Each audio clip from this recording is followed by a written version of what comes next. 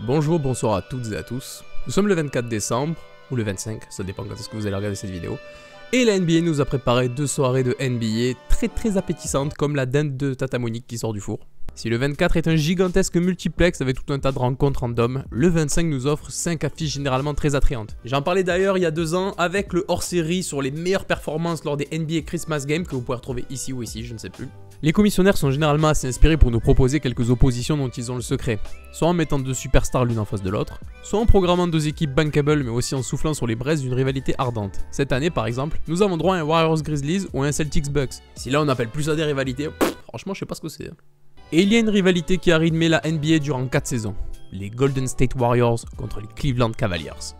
De 2014 à 2018, LeBron James, Stephen Curry, Kyrie Irving ou encore Kevin Durant nous ont offert des affrontements épiques.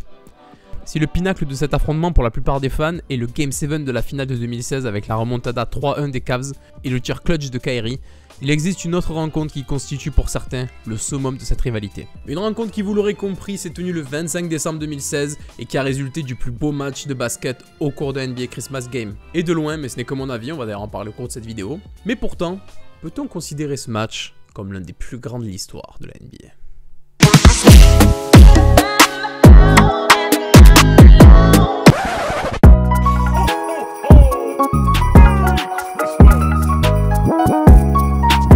Commençons déjà par poser le contexte. D'un côté, nous avons les Golden State Warriors, construits intelligemment grâce au draft de Stephen Curry, Klay Thompson et Draymond Green. L'équipe devient progressivement une place forte de la conférence Ouest. Si Steph Curry a été ralenti en début de carrière par quelques blessures, il explose dès la saison 2012-2013 avant de devenir 2 fois MVP, dont une fois de manière unanime. Il est d'ailleurs le seul de l'histoire à avoir réalisé cette performance. Dans son élan, Golden State fonce en finale NBA 2015 et remporte le titre 4-2 face aux Cleveland Cavaliers. Tiens, les Cavaliers, puisqu'on en parle. Squattant les bas-fonds de la ligue depuis le départ de LeBron pour South Beach, qui lui ira choper 2 bagues là-bas, Cleveland verra le retour de l'enfant prodige sur ses terres à l'intersaison 2014. A ajouter au King un first pick de la draft et qui est Andrew Wiggins, transformé en Kevin Love et un lieutenant à la personne de Kyrie Irving et vous obtiendrez le rouleau compresseur de la conférence Est. Le step-up de l'équipe est si extraordinaire que la team fonce directement en finale NBA et comme je l'ai dit, malheureusement vont s'incliner face aux Golden State Warriors. Pour la saison 2015-2016, Golden State explose absolument tout. Steph Curry devient MVP unanime, donc, et la franchise californienne bat le record de victoires en saison régulière des Bulls avec un bilan de 73-9. En finale de conférence, l'équipe est menée 3-1 par le Thunder d'Oklahoma City de Durant et Westbrook. Mais les Warriors renversent la vapeur et foncent en finale NBA avec pour objectif de réussir le back-to-back. Dans l'autre conférence, Cleveland remporte 57 victoires grâce à son Big Three, mais aussi grâce à sa flopée de role-players. J.R. Smith, Tristan Thompson, Iman Shumpert ou encore Matthew Dellavedova. Premier à l'Est, les Cavs sweepent successivement Détroit et Atlanta et remportent la finale de Conf 4-2 face à LeBronto. Face à qui? Oh, Toronto, ça va, je rigole, oh putain. Cleveland retrouve alors Golden State pour cette finale 2016 et la suite, on la connaît. Menés 3-1, les Cavs réussissent l'impossible. Grâce à... Puis à ça. Et enfin ça. L'upset est total et la déception terrible pour les Warriors, surtout après la saison historique qu'ils ont vécue. Et comme ça les a bien vexés, rien de mieux que de recruter Kevin Durant himself. Oui, même 6 ans après, j'arrive toujours pas à comprendre ce move. De la part de Durant, hein? Petit cupcake là. Les Warriors alignent donc un 5, Curry, Thompson, Durant, Green, Pachulia, et arrivent le 25 décembre avec un bilan de 25-5, tandis que les Cavs arrivent également bien chaud avec un bilan de 23-6. Bon, maintenant il est temps pour moi de vous expliquer dans quelles conditions j'ai vu ce match et surtout pourquoi je l'adore. Pendant quelques années, le 25 au soir, on se retrouvait entre potes pour mater les matchs, jouer à la console ou aux cartes. Et c'est entre 2 capots trèfle, un sky et un cigare que j'ai progressivement lâché ma partie de contrée pour mater le match. Pour ceux qui savent pas ce que c'est la contrée, c'est comme la belote mais en mieux parce que ça vient de Marseille. Autant vous dire qu'il n'y avait que le morceau de Jigo coincé dans le funk qui m'a empêché de faire des bons. Golden State débarque avec son 5 habituel et les Cavs alignent LeBron, Kyrie, Love, Tristan Thompson et DeAndre Liggins. La passe d'armes peut dès lors commencer avec une bataille qui sera épique du début jusqu'à la fin. 55-52 à la mi-temps, on se dit que le match va être serré jusqu'au bout, mais le 3e quart-temps légendaire des Warriors fait très mal aux Cavs. Ah, déjà à l'époque les 3e quart-temps des Warriors. Et Cleveland compte 14 points de retard à 9 minutes de la fin du match. C'est à ce moment-là que l'ami Richard Jefferson décide de péter un poster au calme sur l'ami Durant. Bon là on se dit que c'est un panier entre guillemets anodin, mais c'est à cet instant que la machine Cavaliers va se mettre en route. LeBron, Kyrie et Love sont impliqués sur quasiment tous les paniers et recollent progressivement au score. Et devinez qui ramène les Cavs à 2 points sur un énorme poster sur Klay Thompson. Une énorme praline qui fait sauter le couvercle du chaudron déjà bouillant de la Quicken Loans Arena.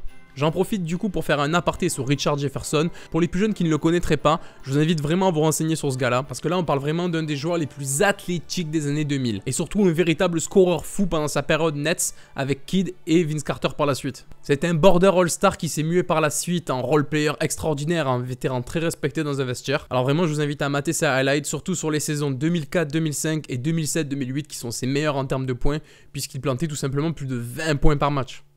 Pas donné à tout le monde quand même. Puis surtout, ça a une petite valeur sentimentale étant donné que le trio Kidd, Carter, Jefferson, c'était vraiment le premier truc qui m'a fait kiffer quand j'ai commencé à regarder l'NBA. Et avant de plonger dans la beauté du Orlando Magic, bah, j'ai été un peu attiré par les New Jersey Nets à l'époque. Comme quoi on fait tous des erreurs. Hein. Et maintenant que la parenthèse Jefferson est refermée, revenons à notre match. Cleveland revient à 2 points, le score est de 101 à 99. Les paniers s'échangent encore et à 103-103, LeBron, sur un cavert de Kyrie, vient exploser le cercle pour prendre l'avantage.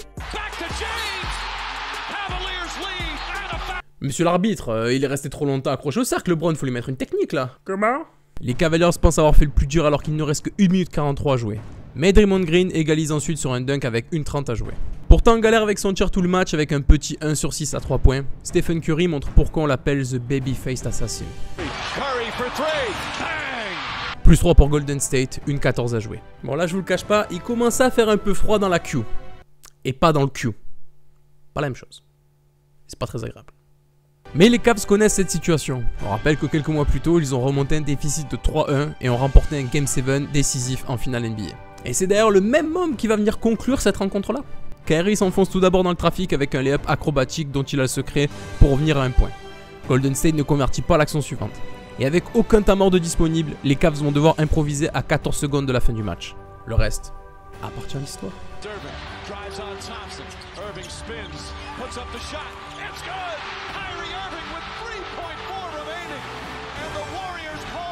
Un dagger incroyable de la part du meneur qui scelle la victoire des Cavs après un incroyable affrontement. Pour les fans de basket, on ne pouvait pas rêver plus beau cadeau pour cette soirée de Noël.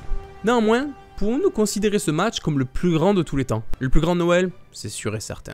Le plus grand match de saison régulière, c'est difficile à dire tant il y en a eu, mais je pense qu'il peut aisément rentrer dans un top 20 voire dans un top 10, même si cela est soumis à beaucoup de sensibilité personnelle. Le plus grand match ever? Non, là certainement pas, c'est beaucoup trop compliqué de le classer là. Oui, je sais, je casse un peu l'ambiance, mais si on reste dans la sphère NBA, les récents Game 7 entre les Cavs et les Warriors donc, ou encore celui des Raptors face aux Sixers par exemple, génèrent une telle dramaturgie et des énormes conséquences qui font qu'ils se placent directement au-dessus. Et dans le basket international, la finale USA-Espagne des Jeux Olympiques 2008 à Pékin est l'un des plus grands matchs de tous les temps avec 2 effectifs à leurs apogées et des légendes dans tous les sens. Pourtant, le contexte de notre match de Noël est favorable pour sa greatness, mais également son scénario. 11 égalités dans la rencontre. Golden State devant au score pendant plus de 41 minutes alors que les Cavs ne leur ont été que 42 secondes. Un affrontement de stars avec un Kevin Durant en 36-15, et je parle pas de Minitel, Klay Thompson à 24 points, un LeBron en 31-13, et je parle pas de... Kyrie en 25-10 et Love à 20 points. 3 dernières minutes complètement folles et une ambiance de dingue. Bref, là on est sur un combo foie gras, toast, champagne, bûche de Noël et Dijon pour faire passer tout ça. Non mais moi je suis vegan. Mange-toi un Magic Pistons. C'est tout ce que tu mérites après tout. Pour résumer, vous pouvez streamer ce match sans hésitation. Pour moi, c'est un must-see. Même si certains ne le trouveront pas si ouf que ça, ce que je peux comprendre en vrai, il s'inscrit parfaitement dans la rivalité Cavs-Warriors. Donc si votre soirée de Noël n'est pas folle ou que les matchs de cette nuit ne sont pas top, posez-vous tranquillement et matez-vous ce match. Je vous le promets, ça sera certainement l'une des meilleures façons de terminer votre Noël. Merci à tous d'avoir regardé cette vidéo, j'espère que ça vous a plu et que vous avez passé un très bon moment. N'hésitez pas à mettre un pouce bleu, à vous abonner, à mettre la cloche pour ne rater aucune des futures vidéos de la chaîne. En attendant que les matchs ne commencent ou se terminent, ça dépend juste à quel moment vous regardez cette vidéo. Et après un marathon de repas de Noël de 36 heures consécutives, je vous souhaite un joyeux Noël, de bonnes fêtes de fin d'année, d'excellents Christmas Games et je vous remercie encore une fois pour toute la force que vous me donnez sur YouTube, sur Twitch et surtout sur Twitter. Prenez soin de vous, Noël Joël, c'était Catch and Shoot, à l'année prochaine. Il a dit Noël Joël. Oh ferme ta gueule là.